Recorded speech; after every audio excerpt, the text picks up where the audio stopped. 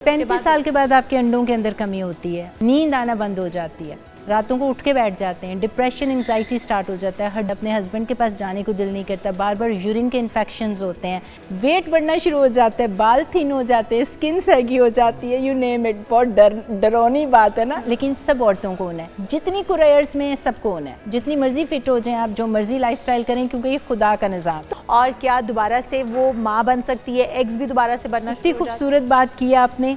ये जो एस्ट्रोजन है ना, ये मेन हार्मोन होता है औरत का, उसके बाद टेस्टोस्टेरोन, प्रोजेस्टेरोन, आप जितने मर्जी हार्मोन्स दे दें, आप हेल्थ को वापस दे सकते हैं। क्रॉनिक इलनेस जो बढ़ती उम्र में होनी है, इन्फ्लेमेशन होनी है, हड्डियाँ भुरभुरी होनी है, osteopenia, osteoporosis, memory loss, Alzheimer disease, जो आप व्हील चेयर पर जाके बैठ जाएंगे 60 साल की उम्र में, वो सारी चीज़ें उसको आप हेल्प कर सकते हैं। लेकिन पीरियड लाके आप बच्चा पैदा करने की सलाहियत वापस नहीं दे सकते। अच्छा डॉक्टर साहब, एक चीज़ होती है कि मेनोपॉज, जैसे आपने कहा कि कुछ लोगों को अर्ली हो जाता है, कुछ लोगों को लेट हो जाता है। अब ये कैसे पता चलेगा किसी को कि वो मेनोपॉज की तरफ जा रहा है, अर्ली मेनोपॉज हो रहा है उसको, या उसके अंदर हार्मोन्स जो हैं वो ख़त्म होना शुरू हो गए हैं, जो कि एग्स बनाने की तादाद थी, मिकदार थी, वो ख़त्म होती चली जा रही है? क्योंकि हम ख़वातीन को ये पता ही नहीं चलता है कि हार्मोन्स वैसे ही थोड़े से अप डाउन फ्लक्चुएट हो रहे हैं, या फिर ख़त्म हो गए हैं, या फिर हमारे पीरियड्स क्यों इतने इरेगुलर हो रहे हैं, खत्म होने की तरफ तो नहीं जा रहे। तो उसके लिए कौन से सीधा से टेस्ट हो जाने चाहिए ताकि ट्रीटमेंट? 35 साल के बाद आपके अंडों के अंदर कमी होती है, अंडे फॉलिकल्स होते हैं, एग्स होते हैं, जहाँ से हार्मोन बनते हैं, और जब अंडों की कमी होगी तो हार्मोन्स भी कम होंगे, बच्चा पैदा करने की सलाहियत भी कम होगी। तो ये सिंपल साइंस है, कोई रॉकेट साइंस नहीं। 35 साल के बाद अगर आपकी माहवारी ऊपर नीचे हो रही है तो हम उस पीरियड को कहते हैं पेरीमेनोपॉज। उसमें कुछ सिम्टम्स आते हैं, सिम्टम्स हेड टू टो। आपके मूड स्विंग्स होते हैं, बहुत लड़ते झगड़ते, अपने हस्बैंड से लड़ते हैं, बच्चों को मारते हैं, पीटते हैं, आपके अपने इमोशंस कंट्रोल में नहीं होते। उसके बाद आपके सर की दर्दें बढ़ जाती हैं, ब्लड प्रेशर, डायबिटीज़ अनकंट्रोल हो जाता है। न्यू ऑनसेट की बात कर रही हूँ, जिसकी पहले हिस्ट्री नहीं, नींद आना बंद हो जाती है, रातों को उठ के बैठ जाते हैं, डिप्रेशन एंजाइटी स्टार्ट हो जाता है, हड्डियों में, जोड़ों में दर्दें स्टार्ट हो जाती हैं, फटीग होती है, लैक ऑफ मोटिवेशन होता है, अपने हस्बैंड के पास जाने को दिल नहीं करता, बार बार यूरिन के इन्फेक्शंस होते हैं, जोड़ों में दर्दें होती हैं, ये सिम्टम्स जाता है, वेट बढ़ना शुरू हो जाता है, बाल थिन हो जाते हैं, स्किन सैगी हो जाती है, यू नेम इट। बहुत डरावनी बात है ना, लेकिन सब औरतों को होना है, जितनी कुरैयर्स में सबको होना है, जितनी मर्जी फिट हो जाएं आप, जो मर्जी लाइफस्टाइल करें, क्योंकि ये खुदा का निज़ाम। तो हार्मोन रिप्लेसमेंट के बाद क्या दोबारा से पीरियड स्टार्ट हो जाते हैं? क्या दोबारा से खातून उसी साइकिल को दोबारा से एंजॉय कर सकती है?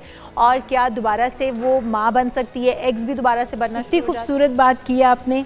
ये जो एस्ट्रोजन है ना, ये मेन हार्मोन होता है औरत का, उसके बाद टेस्टोस्टेरोन, प्रोजेस्टेरोन, आप जितने मर्जी हार्मोन्स दे दें, आप हेल्थ को वापस दे सकते हैं। क्रॉनिक इलनेस जो बढ़ती उम्र में होनी है, इन्फ्लेमेशन होनी है, हड्डियाँ भुरभुरी होनी है, osteopenia, osteoporosis, memory loss, Alzheimer disease, जो आप व्हील चेयर पर जाके बैठ जाएंगे 60 साल की उम्र में, वो सारी चीज़ें उसको आप हेल्प कर सकते हैं। लेकिन पीरियड लाके आप बच्चा पैदा करने की सलाहियत वापस नहीं दे सकते।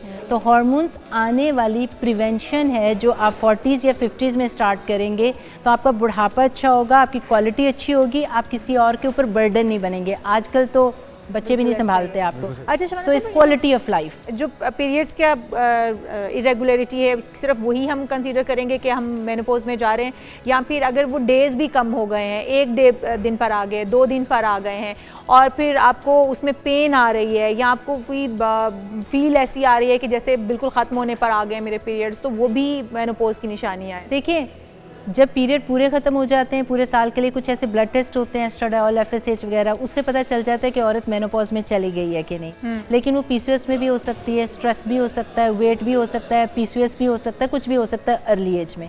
35 के बाद जब अंडों में कमी हुई है, हार्मोन फ्लक्चुएट किए हैं, तो हम उसको पेरीमेनोपॉज कहते हैं। और पूरे साल के लिए पीरियड ख़त्म हो जाए, बच्चा पैदा करने की सलाहियत ख़त्म हो जाए, तो हम उसे कहते हैं मेनोपॉज। तो इसका ये मतलब हुआ कि किसी भी एज में हो सकता है। अगर ओवरीज डॉक्टर ने निकाल दी हैं, सर्जिकल मेनोपॉज हो जाएगा। 40 साल से पहले हो गया तो हम उसे कहते हैं प्रीमेच्योर मेनोपॉज। और अगर आपको 40 साल के बाद हो रहा है तो वो आपको 45 साल तक हम कहते हैं अर्ली मेनोपॉज, और फिर जब 45 साल के बाद होता है तो हम उसे कहते हैं नेचुरल मेनोपॉज। तो डिफरेंट डेफिनेशंस हैं कि जो डॉक्टर को पता होता है। आप ब्लड टेस्ट करके देख सकते हैं मेनोपॉज, लेकिन पेरीमेनोपॉज में ब्लड टेस्ट की भी ज़रूरत नहीं, अलामात काफ़ी होती हैं। जब औरत आके मुझे कहती है 40s में कि मेरी माहवारी ख़राब है, और अगर माहवारी नॉर्मल भी है जिस तरह आपने कहा, लेकिन माहवारी नॉर्मल भी है, 2-3 दिन आगे पीछे हो गई है, उसका पैटर्न बदल गया है, सिम्टम्स आना ज़रूरी है। अगर सिम्टम्स आ रहे हैं, नींद नहीं आ रही, और ये वजह नहीं है कोई औरतें इंसोम्निया वैसे ही होता है पिछली हिस्ट्री, या उनकी हड्डियों की बीमारियां पहले ही हैं। New onset anxiety, depression, mood swings, frozen shoulder, आंखें ड्राई हो जाना, वजन बढ़ जाना, कोई भी सिम्टम आ रहा है एक तो सिम्टम्स आपने डॉक्टर साहब बताइए, बहुत अच्छी बात है कि आपको उससे अंदाज़ा हो जाएगा, लेकिन हार्मोन्स के टेस्ट के बगैर भी आप रिकमेंड करेंगे कि BHRT का इस्तेमाल शुरू कर देना चाहिए? दूसरा ये कि इसके साइड इफ़ेक्ट्स क्या मुमकिन तौर पे हो सकते हैं? क्या दिल की बीमारियां और खुदा न खास्ता कैंसर जैसा मर्ज भी अगर आप गलत इस्तेमाल करते हैं तो हो सकता है? गलत इस्तेमाल करेंगे तो आपका बच्चेदानी का कैंसर बढ़ सकता है। अगर गलत इस्तेमाल करेंगे आपका गट की हेल्थ अच्छी नहीं, लिवर की हेल्थ अच्छी नहीं, और डॉक्टर को मॉनिटर नहीं करना आता। इसकी वजह से मैंने डॉक्टर्स को ट्रेन किया, क्योंकि hormones is not a water pill. अगर आपके डॉक्टर को नहीं पता, वो BHRT ट्रेंड नहीं है, और सिर्फ एक जनरल डॉक्टर है, ट्रेडिशनल कन्वेंशनल गायनेकोलॉजिस्ट है या एंडोक्रिनोलॉजिस्ट है, उसको BHRT का नहीं पता या HRT का नहीं पता, और वो सिर्फ आपको एक प्रिस्क्रिप्शन लिख के दे देते हैं कि तुम्हें सिम्टम्स आ रहे हैं, घर चले जाओ, अगले साल वापस आ जाना। हमारा मकसद ये होता है कि BHRT, एक मैं आपको बड़ी इंपॉर्टेंट बात बता दूँ, सिर्फ अलामात ख़त्म करने के लिए नहीं है। क्वालिटी ऑफ लाइफ के 70 साल के बाद आपको अल्जाइमर ना हो, दिल का बीमारी का दौरा ना पड़े, फॉलेज ना हो, व्हीलचेयर पे ना बैठें, ऑस्टियोपीनिया, ऑस्टियोपोरोसिस, हड्डियाँ खुरखरी ना हो, उसके लिए जो हार्मोन्स होते हैं उनको मॉनिटर करना पड़ता है कि सर्टेन लेवल पे जाके आपकी क्वालिटी ऑफ लाइफ बेहतर होगी। थोड़े से सिम्टम्स से मैं आपके जो थोड़ी सी मेडिसिन दे के मैं आपके सिम्टम्स का इलाज कर सकती हूँ, लेकिन क्रॉनिक इलनेस से नहीं बचा सकती। उसके लिए एक डॉक्टर की ट्रेनिंग ज़रूरी है कि उसको पता हो कि मैंने क्या डोज देनी है, वो किस तरह स्किन से एब्जॉर्ब हो रहा है, कौन से ब्लड टेस्ट करवाने। इसलिए मैं डॉक्टर्स को मेडिकल कॉलेजेस में जाके ट्रेनिंग देती हूँ। ज़बरदस्त।